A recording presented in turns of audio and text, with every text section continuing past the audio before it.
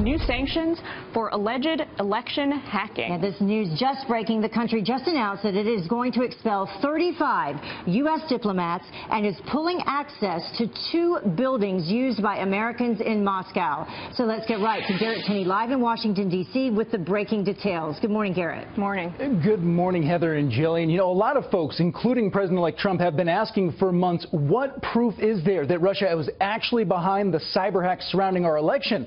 Well, yesterday, the intelligence community went public with some of those details. As part of the announced sanctions, the FBI and Department of Homeland Security released a 13-page report detailing how federal investigators linked the Russian government to hacks of Democratic Party organizations, including some of the tools that Russian intelligence agencies used as part of that cyber hacking campaign, which investigators are referring to as Grisly Step.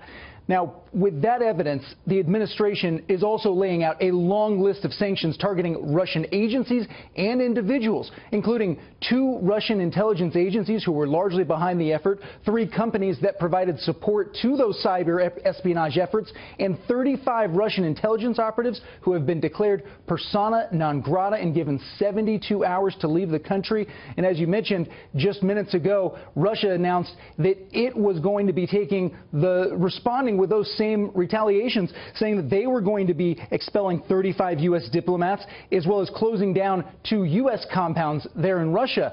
And immediately following these sanctions yesterday, Russian officials responded, including its UK embassy, which tweeted, "President Obama expels Russian 35 diplomats in Cold War deja vu, as everybody, including American people, will be glad to see the last of this hapless administration." Lame duck.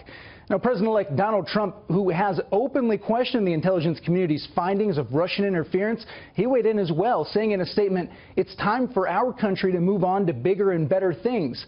Nevertheless, in the interest of our country and its great people, I will meet with the leaders of the intelligence community next week in order to be updated on the facts of this situation." Last night, Trump advisor Kellyanne Conway said she is not sure how effective these sanctions actually are.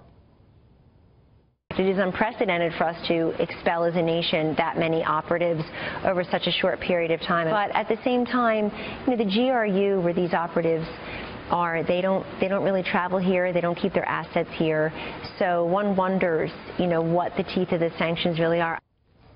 And the big question remaining is, what will President-elect Donald Trump do once he takes office regarding these sanctions? And last night, his incoming Chief of Staff, Reince Priebus, said that they will need to look at all this evidence from the intelligence community before making a determination of what they will do going forward. Yeah, Heather and Jillian. Regarding the sanctions that Russia imposed, and now with the breaking developments, what they have done in response. Yeah, even new info since we last checked in with you. Thanks, Garrett. Thank you.